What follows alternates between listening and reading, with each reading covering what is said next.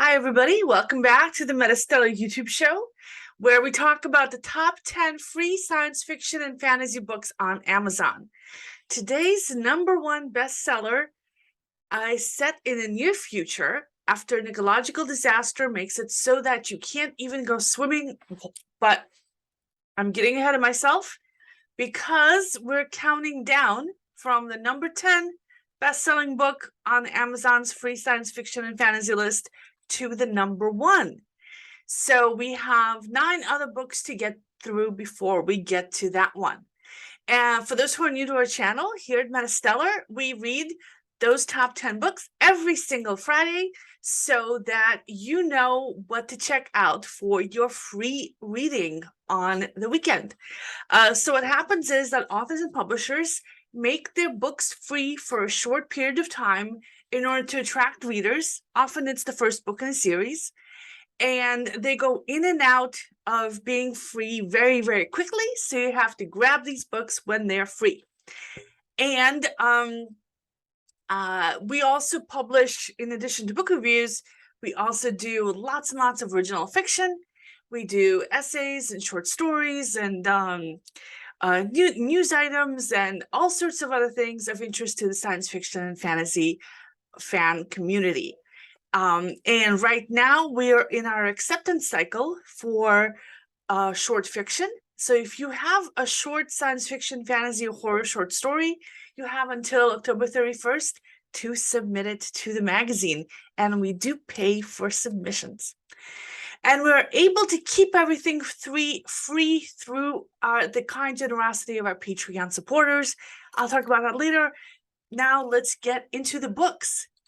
The 10th best-selling book on today's free science fiction and fantasy shelf is called Apparently I'm the Infamous Earl's Legendary Bride by Alexia Praks. The first of 2 books in a series. It's a fantasy romance. The second book is due out on November 1st, and you can get it for pre-order right now. So it starts out with the protagonist, Quinn Chen, looking over a battlefield and considering the improbable events that led her to this place. So she's on a cusp of battle with her warrior husband at her side, and their armies are ready to defend against the incoming aggressors. Then we go back in time a little bit, and in the first chapter, she's in modern-day America. She gets hit by a truck, and she wakes up in a medieval fantasy world as Quinn Fairchild, the bastard daughter of a pretty terrible lord. And she has both her own memories and those of Quinn Fairchild, and she now has magical abilities. So she decides to run away and make something of her new abilities and her second chance at life, but is also wants to protect people from this cruel and domineering local lord. Carla Nordland read this book. She's one of our community members, one of the editors on our team. And she says that this isn't usually the kind of fantasy romance she goes for, but she liked the title a lot. She likes the narrative voice that Quinn has, but she finds it a little bit too perky for her taste, especially given traumatic events that Quinn has gone through. And she says that she thinks other readers might love her perky and fun narrative voice. And it's not personally her cup of tea, but it could be someone else's perfect romance we can read. And it actually sounds kind of fun to me, a little Connecticut Yankee and King Arthur's Court kind of situation with magic thrown in. And I do love perky protagonists, so I might check it out. The next book on our list is The Ghost Hunter Next Door by Danielle Garrett, the first of 7 books in a Beechwood Harbor Ghost Mysteries Cozy Mystery series. The other books are $1 to $5 each, and the entire series is in Kindle Unlimited. Kindle Unlimited, if you don't know, you pay $10 a month and you read all the books you want. The majority of the bestsellers in science fiction and fantasy are in Kindle Unlimited, including all the Harry Potter books. So both the big publishers and independent writers are putting their books into Kindle Unlimited. I'm a member, and because I read a lot. So when I see that something is in Kindle Unlimited, it makes me a lot more interested in reading the books. Carla read this book again. And the author, Danielle Garrett, has actually been on this list before. We reviewed her book, Sprinkles and Sea Serpents, last April, and Witchy Whiskers back in January. So it's a cozy mystery with a talking ghost cat, and Carla says that she's into that right from the start. And the story is about 30-year-old Scarlett, who's ready to turn over a new leaf and settle down in the quiet town called Beechwood Harbor, which is in the Northwest Coast, and she's going to run a floral shop.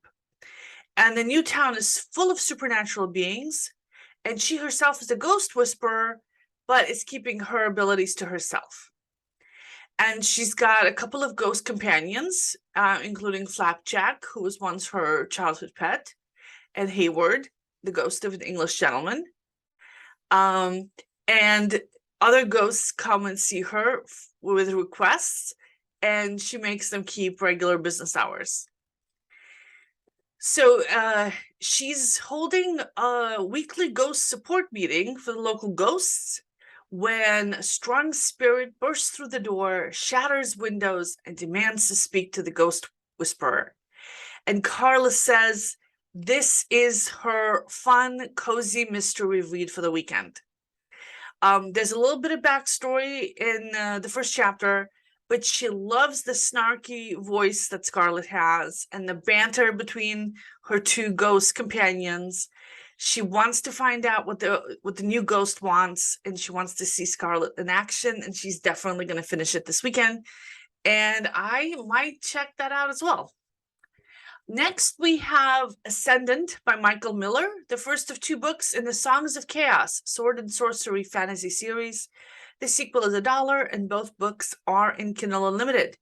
Mary Stoll, another one of our community members and editors, read this book, and she says that the book starts with Holt Cook, who's on his way to town with a pocket full of coins. This is the most money he's ever had. He's in a good mood, although he gets wears him down a little bit over the course of the day. So the problem is the whole town is under the Scrouge, and this is the first time the Scrouge has been back since Holt has been very young, so he doesn't know much about it. But he starts to understand the gravity of the situation when he feels the tension in the town and notices that the streets that are normally full of people are empty as he runs his errands. So he's got a list of jobs to do for his father, who's the head cook. And Holt Cook will also be a cook someday, but he really doesn't want to be a cook. He wants to be a dragon rider.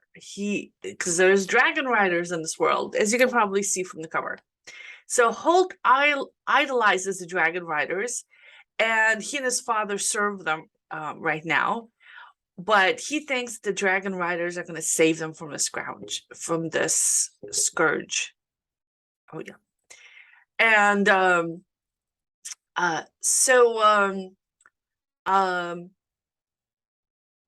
he interacts with one of the dragon riders who he meets in town, and there's some back and forth about meals and dinners, and he's looking ahead at a life of being a servant for his whole life and not being allowed to interact with dragons, and this is sparking a rebellion in him.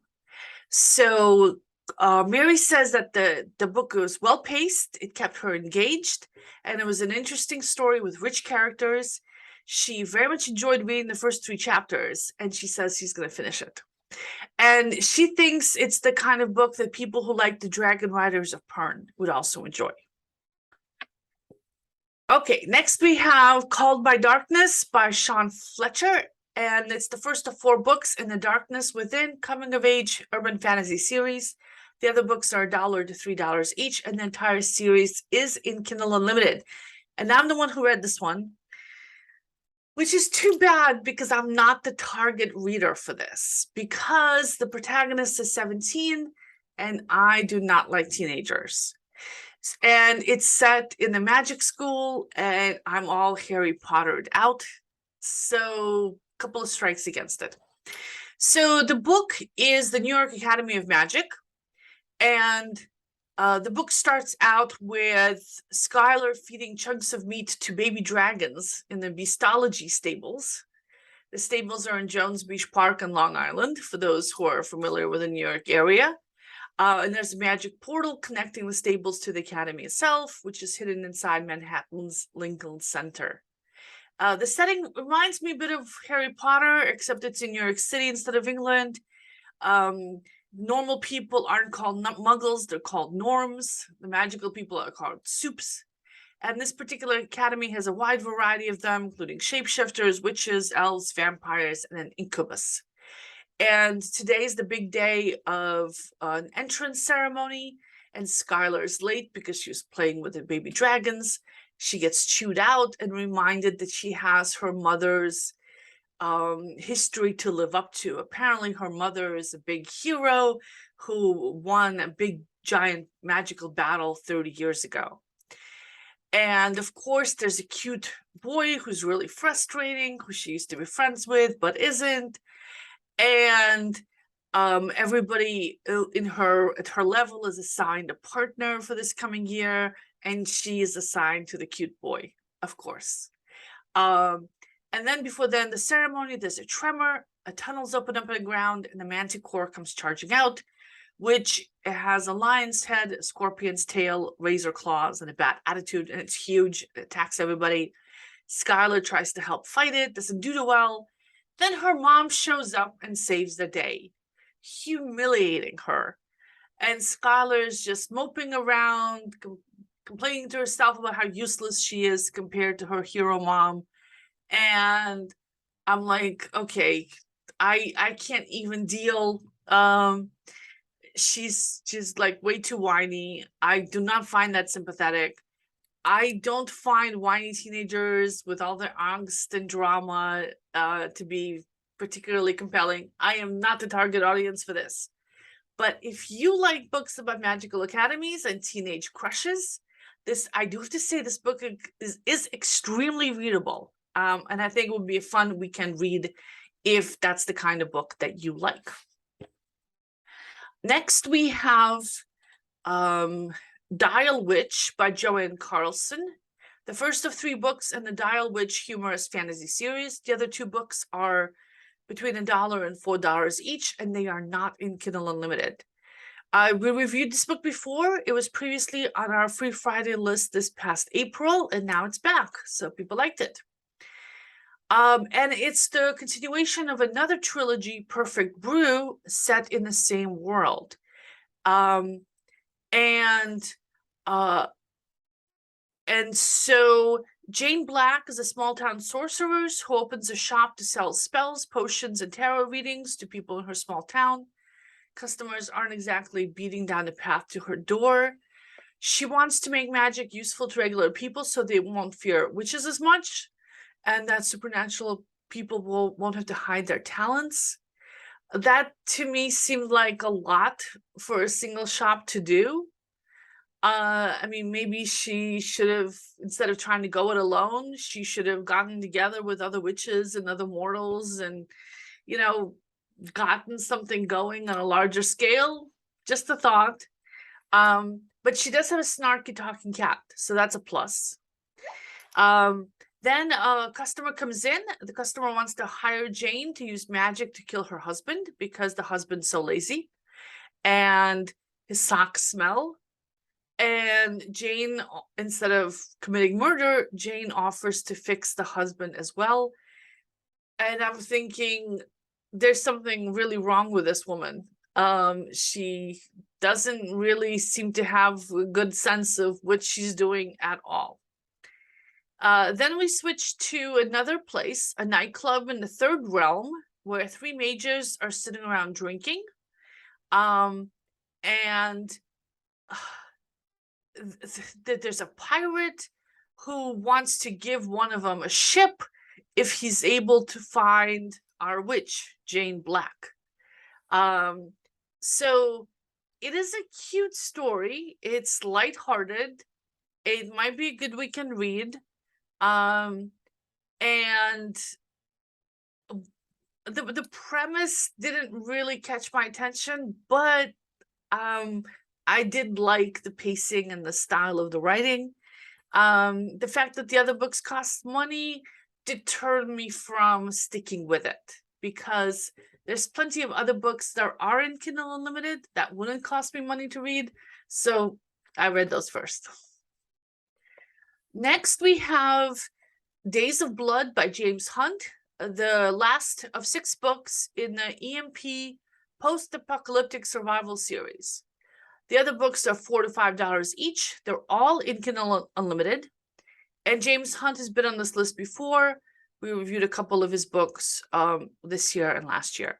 Alex KOROLOV read this, and he's been reading a lot of EMP books for us. And he says that of all the EMP books he's read, this one's his least favorite. So it starts out with Mike accidentally shot his brother Ben in a hunting accident and brings him to the ER. And there's a whole bunch of fuss about payments, and people look at him like with suspicion, like he shot his brother on purpose. And Alex says this came off as a little unrealistic to him because people shoot each other in hunting accidents all the time. And I mean, he's bringing his brother in. It's not like he was deliberately trying to kill him. The surgeon comes up to Mark after the operation, tells him to be more responsible, yells at him, blames him for the accident, even though he doesn't know any details. And then Mark yells at him, slams him against the wall. So this is all, it all seemed highly improbable to Alex. And to me, like, none of those characters seem very sympathetic. Alex says the book lost him right there. And this was just a prologue. The actual first chapter takes place 25 years in the future and is set in a version of America that's been ravaged by the EMP, and 2 opposing factions are fighting it out. What's left of the American military versus a bunch of Nazis who set off the EMP in the first place. But Alex, really, at this point, he didn't have any interest in continuing with the book. And I'm not going to read it because I don't like post-apocalyptic books or EMP books. Next, we have The Reluctant Amazon by Sandy James, the first of 4 books in the Alliance of the Amazons paranormal romance series. The other books are $3 each, and they're not in Kindle Unlimited. I'm the one who read this one. I don't know why I got stuck with all these romances this week. Well, I do know why. I get stuck with them every week when nobody else wants to take them. I'm stuck with them. So Rebecca is at the altar, and she's in her wedding dress and veil, and her groom is coming up behind her, and he's a step away, and he says, "You know what? I changed my mind." She's humiliated in front of everybody, and she's mad because she spent a year dieting to fit into her dress, so she punches the guy in the nose. All right, go do that. Then the ground shakes under them and vases clatter down to the floor. She ignores the earthquake, gathers up her skirts, and stomps away, only to run into a tall, muscular, handsome man with a Scottish accent who's, I guess, entered the church. He's even wearing a kilt. He says he's come for her. She's immediately attracted to him, and on a whim, decides to go off with him. Then we switch to the Scottish guy's point of view. Apparently, most women do not just agree to go with him. there's usually some kind of struggle where he expected that he'd have to at least stop the wedding from happening. And also he's very attracted to Rebecca. And apparently she's responsible for the earthquake. She's very powerful, and he's got to save her from something. But his desire for her is something he's going to have to hide because he's like really, really attracted to her. So this is so cheesy. This was so cheesy. I can't even start. But outside the church, she changes her mind. She doesn't want to go with him after all. So, okay, don't get into the van with the stranger. But then the zombies attack, which of course they do. If I was sitting on the beach right now, I would totally keep reading this book. It's just the right kind of like vacation cheese. I'm not in the mood for it right now, but I'll save it just in case I want a little snack later on. Next, we have Valhalla Cupcakes by Cassidy, Cayman. The first of 3 books in the Cursed Painting paranormal romance series. The other books are $3 each, and they're not in Kindle Unlimited. Another cheesy paranormal romance. So here, Audrey is just opening a bakery in a little tourist town in California. She's put her entire life savings into it. Plus, she's got a $20,000 inheritance that she's put into it as well. The bakery is all Viking themed, and her best friend has just shown up with a giant portrait of a Viking warrior. And he looks really angry, but he also looks really hot and is mostly undressed. And she plans to hang this portrait on the wall somewhere. Then a couple of goons come in and threatening her. Apparently the money that her uncle left her wasn't his. He owed $100,000 to some really bad people, and they want to collect it from her. And they want the first installment in a week and all of it in a month. She doesn't have the money. She's freaking out. She doesn't call the police because she doesn't know how her uncle got the money. She doesn't want to get in trouble. Apparently she doesn't have the common sense to call a lawyer. So she's crying. Her assistant quits and leaves because this is way too much drama and danger for her. And she just wishes that her painted Viking was real so he can come protect her. And of course, he comes to life to protect her. Apparently, 500 years ago, a witch has cursed him into a painting. And now that she cried over him and wished that he was real, it kind of broke some of the curse. And she wants him to stay and fight for her. And he wants to go find that witch that cursed him 500 years ago and make her pay. But she's got, apparently because of this curse, he has to do whatever she tells him. So another very cheesy paranormal romance. It is light, funny, and sexy in a cute and romantic kind of way. Again, a very cheesy premise, but it could be fun. All right, next we have Magic Awakens by Lucia Ashta. The first of 6 books in the Witching World coming-of-age fantasy series. The other books are $4 to $5 each, but they're not in Kindle Unlimited. So again, I read this one, and it's set in kind of a older kind of time period because Clara lives in a castle and she's got a maid, and her parents are really wealthy. And this is a kingdom where magic is punishable by death. So there's magic there as well. So it's a kind of a fantasy setting. So Clara is sick. She's feverish and hallucinating. And her parents are like desperately trying to find a doctor who can help her. Then we switch back into the past sometime earlier, where we find out that she is of marriageable age, and her parents are getting ready to marry her off to a count's oldest son. They've been looking for a while, and this is the day when the count and his wife and son are coming to visit. and luckily she and the young guy hit it off. But then the marriage falls through. He's going to be marrying somebody else instead. She's going to have to marry his younger brother who likes hurting people. So it's a slow beginning. It took about 5 chapters to get through all this. And then we are back to the present day when she's sick, and it looks like she might have wished this illness on herself to avoid getting married. So the book builds a little slowly for me, but it is readable. And if you like a slower paced historical style fantasy romance, you might enjoy this book.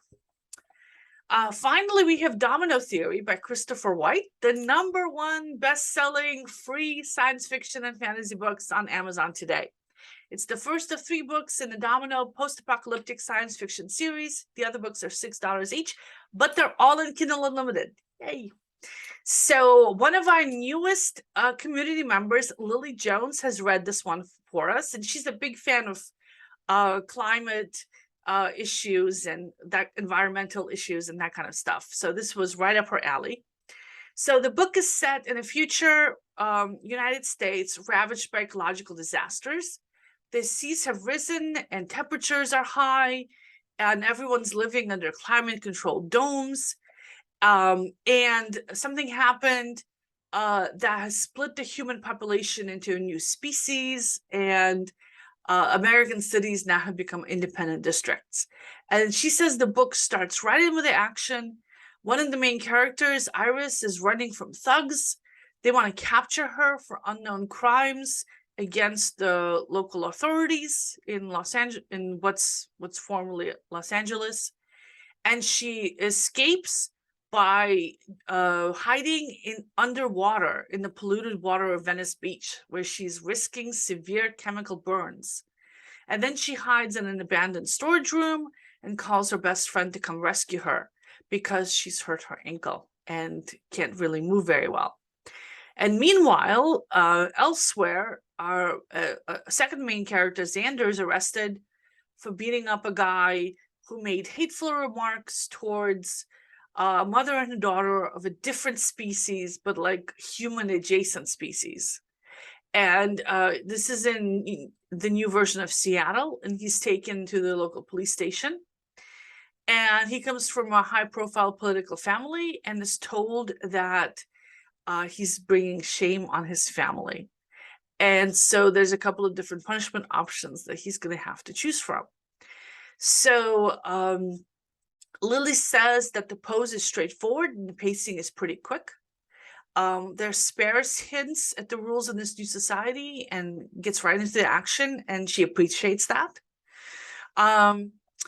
And Iris and Luke, her friend who comes to save her when she got the broken ankle, are both sympathetic characters. I have a really sweet friendship. And she says that Xander's bad boy persona seems to be motivated by good intentions and a desire for justice. So she can see herself finishing this book as well. So that's it for the 10 books on today's list. As I mentioned, this is possible, this article and all our free fiction on our website is possible through our Patreon supporters. Thank you very much. The link to our Patreon page is in the description box below. We also have an anthology that we published of fiction that's been on our site, the best of the first year of our short stories, and that's available from all the major bookstores in print and electronic form. So pick that up. The link to that is in the description box below. And if you'd like to join our community and write articles or short stories, or help us edit, or help us write reviews, just email me. My email is in the description box below as well. And if you'd like to tell us what you thought of any of these books, leave a comment. And if you don't want to miss any of these, like, subscribe. And we also have a newsletter you can sign up for as well, which goes out every Friday afternoon, so that you will have this, the article that goes with this video in your inbox, so you don't miss a single week. Thanks, everybody. See you next Friday. Bye-bye.